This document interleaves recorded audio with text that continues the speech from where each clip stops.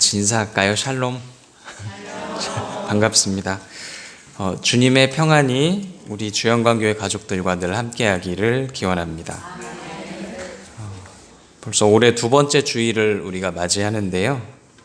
올해 여러분은 어떤 기대를 가지고 시작하고 계신가요? 네, 연초에 계획들을 다 세우지 않으셨어요? 지난주에 교회 학교에서 새해를 시작하면서 각자 이루고 싶은 열매들을 서로 나누어 보았습니다. 지난 한 해도 돌아보고 올해 이루고 싶은 것들, 올해 소원하는 것들 3가지씩 적어봤는데요. 복싱 챔피언이 되겠다는 친구도 있었고요. 줄넘기 잘하고 싶은 사람도 있었고요. 또 건강을 잘 지키고 싶은 사람도 있었고, 교회에 잘 나오고 싶다고 적은 사람도 있었고, 공부 잘하고 싶다고 적은 사람도 있었고요. 가족들과 재미나게 놀고 싶어요 이렇게 적은 사람도 있었어요. 그리고 어머니 아버지 하는 사업이 잘 됐으면 좋겠다고 적은 사람도 있었습니다. 우리 주영광교회 어린이 청소년들 중에 이렇게 적은 사람들이 있었는데요. 우리 여기 모인 어른들 어떤 생각을 가지고 어떤 열매를 맺고 싶으신가요? 우리 신앙이 깊어지는 것, 또 가족이 평안한 것, 사업이 잘 되는 것, 혹은 직장이 농사가 잘 되는 것, 또 건강을 잘 지키는 것, 각자 마음속에 많은 열매들 그리고 계시죠? 계획들, 이루고 싶은 것들. 흔히 연초에 많이 좋아하시는 말씀이 있습니다. 시작은 미약한데 끝은 창대하게 되리라는 욥기의 말씀이죠. 창대하게 얻고 싶은 게 있으신가요, 혹시? 제가 아는 어떤 분은 올 한 해 온몸에 살을 창대하게 붙이겠다. 어떤 분은 온몸에 근육을 창대하게 붙이겠다. 이렇게 농담처럼 말씀하신 분도 계셨어요.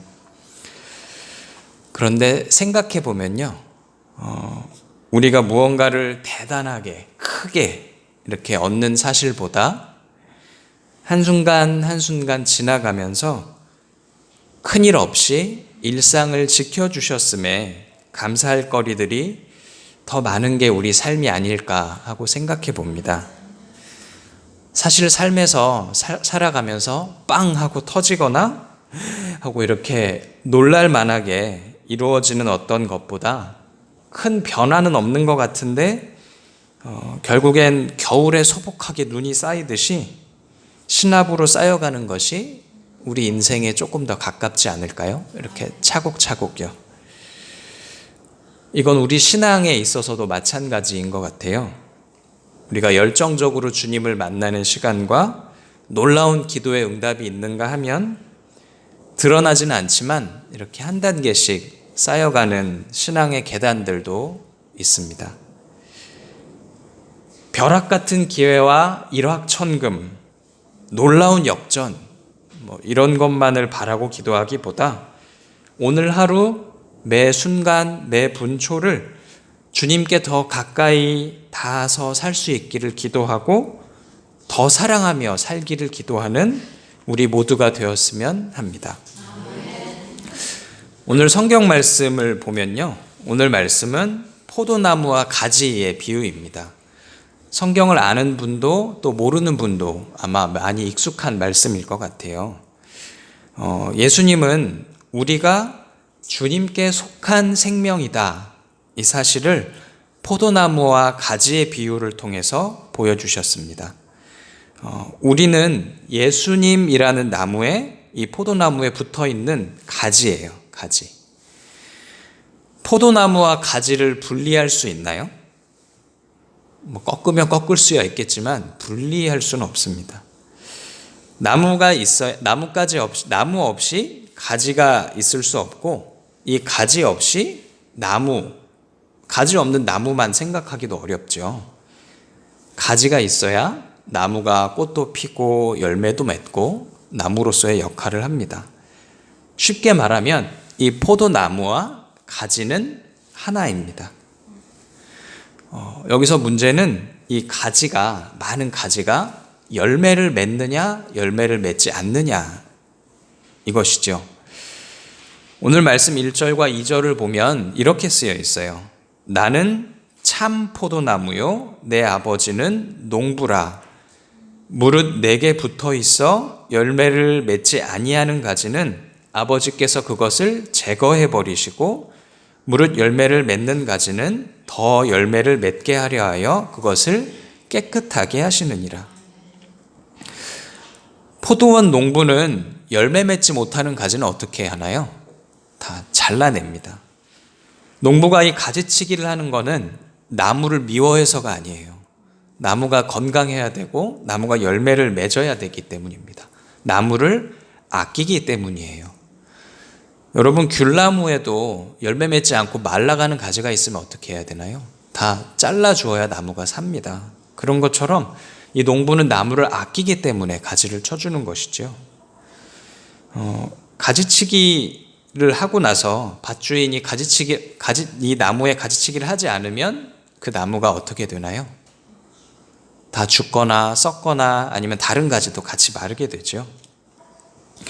자, 이번에 우리를 가지라고 생각해 봅시다. 우리를 예수님이라는 나무에 붙어 있는 가지라고 생각을 해볼게요. 하나님을 믿어요. 나는 주일 예배 잘 드려요. 성경 열심히 읽어요. 이렇게 말하면서 살면서는 불의하고 사람들 미워하고 거짓말을 행하고 다른 사람들 속이고 이렇게 믿음을 떠나 사는 행동으로 믿음을 떠나 사는 이들은 어떤 가지일까요? 제 생각에 생명을 잃은 가지들인 것 같아요.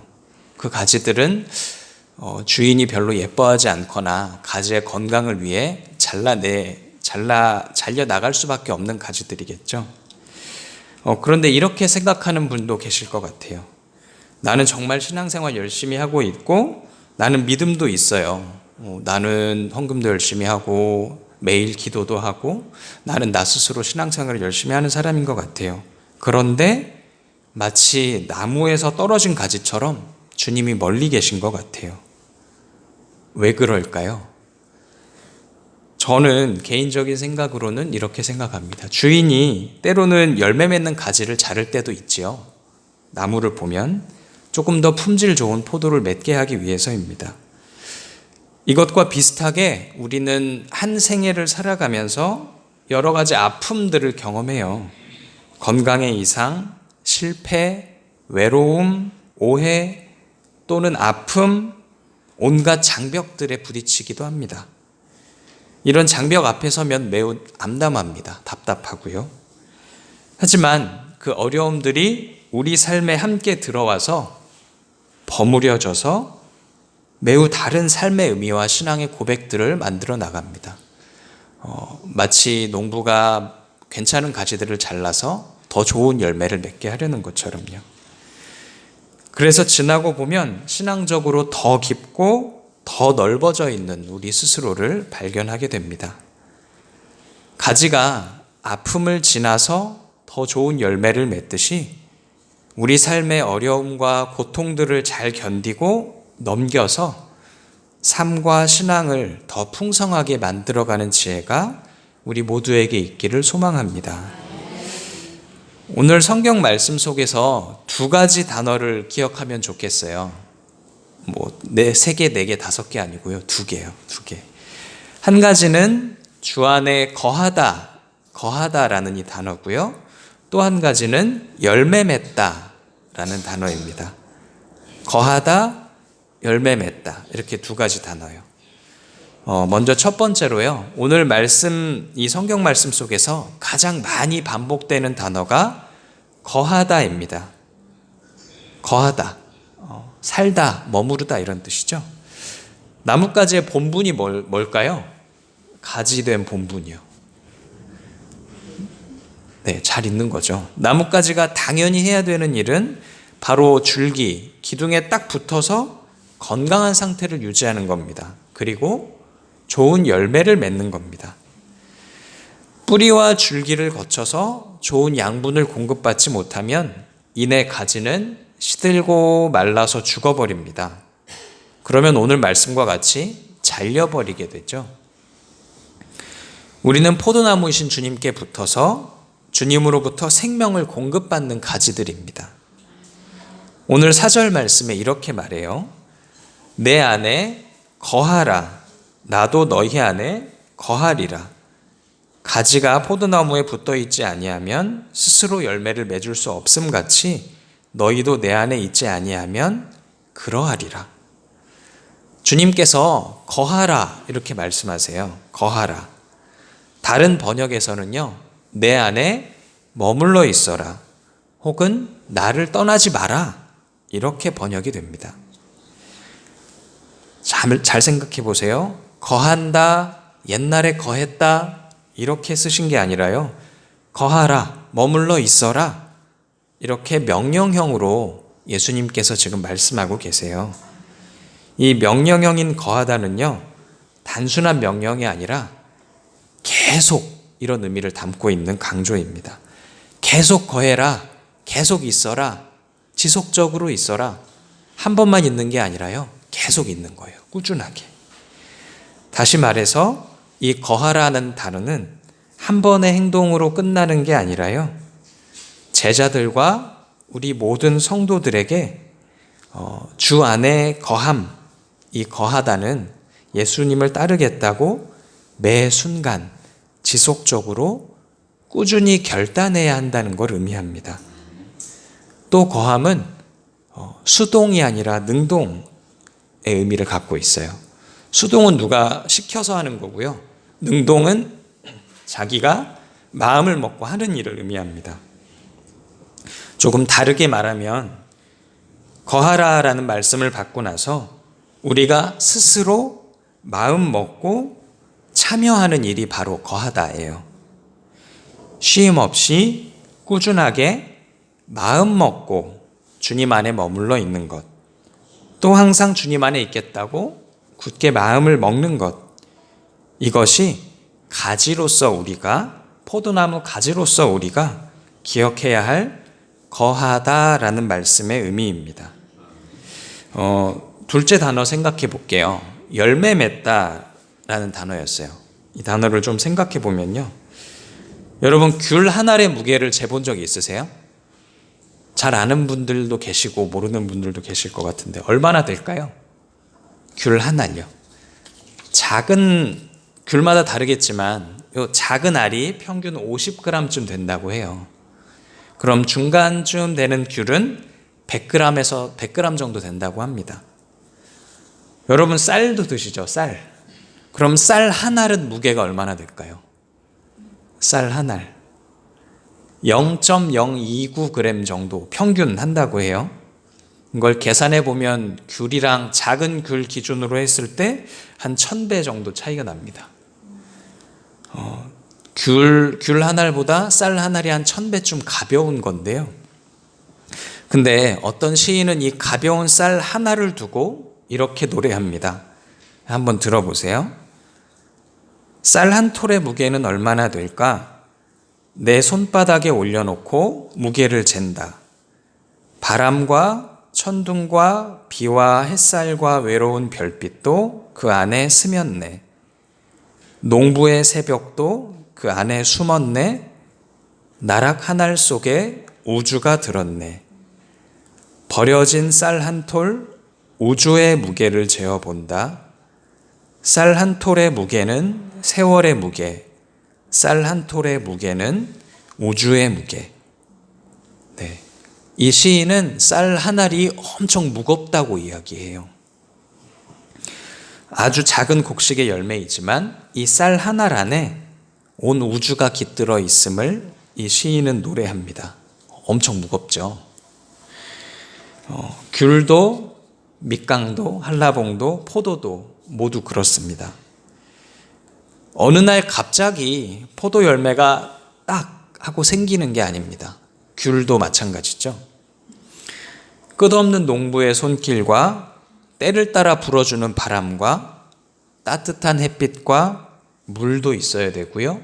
공기, 또 양분의 거름, 흙도 있어야 되고, 흙도 있어야 되고, 수도 없이 많은 요소들이 끊이지 않고 함께 있어 주어야 포도송이 열매가 연글게 됩니다.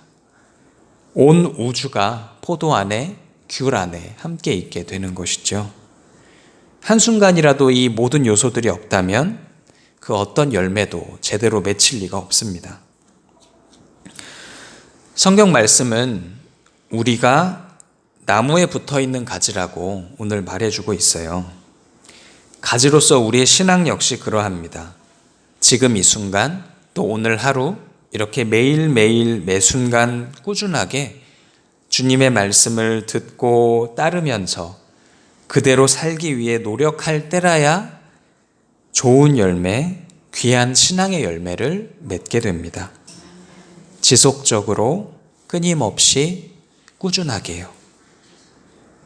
꾸준하게 주의 말씀 앞에 우리 자신을 세우고 말씀에 응답하면서 순종함으로 우리 삶을 꾸려나가야 할 필요가 우리 모두에게 있는 것이죠. 한 해 시작점에서 지금 둘째 주일인데요. 올해를 기대하면서 나는 지금, 우리는 지금 얼마나 주님의 말씀을 새기고 응답하며 그것에 따라 살고자 노력하고 있는지 함께 생각해 봅니다.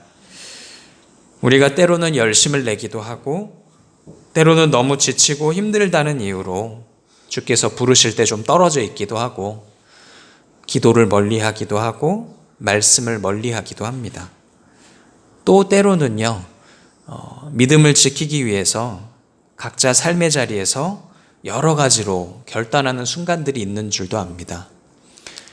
가끔은 정말 간절한 기도의 제목을 놓고 밤을 새가며 기도할 때도 있고요. 우리 가족의 건강을 위해서 눈물을 흘려가며 기도할 때도 있고,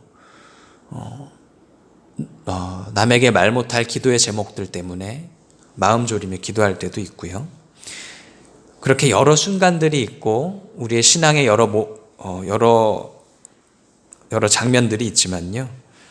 우리가 기억해야 할 것은 어쩌다 한번 가끔의 신앙이 아니라 꾸준함이 우리 신앙의 열매를 맺게 한다는 사실입니다. 두 단어 말씀드렸죠. 거하다, 열매 맺다. 이 말씀 단어는 바로 우리에게 이 사실을 일깨워 줍니다.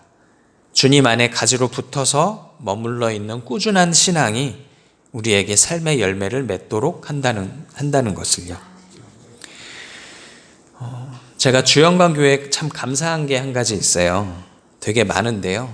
그 많은 것들 중에서도 무엇일까요? 하나님이 주인이시다. 하나님이 사랑이시다. 이 메시지가 꾸준하게 들려진다는 사실입니다. 제가 8월에 오고 나서 한 6개월 정도가 지났는데 한 100번쯤 들은 것 같아요. 우리 담임 목사님 매주 반복해 주셔서 참 감사하고, 무엇보다 중요한 이 메시지가 꾸준하게 우리 마음밭에 뿌려져서 우리 신앙이 튼튼하게 세워가는 줄 전 믿습니다. 좀 딴 얘기긴 한데요. 여러분 콩나물 키워보셨어요? 콩나물 키워보신 분도 있고 아닌 분도 있죠. 어떻게 키우죠? 이렇게 바구니에 콩 담고 물 한 바가지 붓고 덮어놓잖아요. 근데 물을 주면 어떻게 되나요? 밑으로 다 빠져버려요. 물 안에 담겨 있으면 콩이 썩잖아요. 밑으로 다 빠져버립니다. 얘가 물을 먹는 건지 마는 건지 전혀 몰라요. 근데 그렇게 물을 주고 뚜껑을 덮어놓고 또 다음 날 물을 주고 또 뚜껑을 덮어놓고 또 다음 날 물을 주고 또 뚜껑을 덮어놓고 이렇게 매일 하다 보면 매번 물이 다 빠져버리는 것 같지만 꾸준히 이 물주기를 반복하다 보면 어느새 콩나물이 불쑥 자라 있습니다. 꾸준함도 그런 것 같아요. 꾸준함이라는 것도 그런 것 같아요. 별다른 변화가 없고 달라진 게 없어 보여도 계속 하다 보면, 지속적으로 붙잡고 가다 보면 어느새 달라지고 열매가 맺고 성장합니다. 꾸준한 신앙, 이것도 마찬가지일 거예요. 가끔은 내가 말씀도 못 보고 기도도 못하고 혹 하나님으로부터 멀어지는 거 아닌가? 나는 신앙이 없는 거 아닌가? 내 신앙 어디 갔지? 이러다가도 다시금 돌아오고 또 돌아오고 다시 기도하고 다시 묵상하고 그렇게 꾸준히 가다 보면 어느새 아름아름 우리 신앙의 열매가 맺혀가는 거 아닐까요? 사랑하고 용서했다가도 또 저 사람이 한없이 미워지고 다시 사랑하고 또 미워지고 그래도 다시 돌이켜서 사랑하고, 그렇게 작은 실천을 하다 보면 우리 삶 속에서 신앙의 열매가 맺어가는 게 아닐까 생각해 봅니다. 여러분, 물이 저 높은 데서부터 흘러서 바다까지 가잖아요. 이 바다에 이르는 물을 한번 생각해 봅시다. 산 골짝 높은 곳에서 출발해서 흐르는 물이 때로는 계곡을 만나서 잠깐 천천히 가기도 하고요. 누가 버린 더러운 물, 썩은 물을 만나서 조금 더러워지기도 하고요. 또 막 여러 갈래로 나뉘는 복잡한 길에서 이 물이 길을 잃기도 합니다. 고여 있기도 하고요. 하지만 이내 다시 흘러요. 흐르고 이내 흘러서 다시 맑게 제 모습으로 돌아오고, 흐린 물도 더러운 물도 더럽지 않게 만들어서 먼 길을 그렇게 갑니다. 그리고 바다에 도착합니다.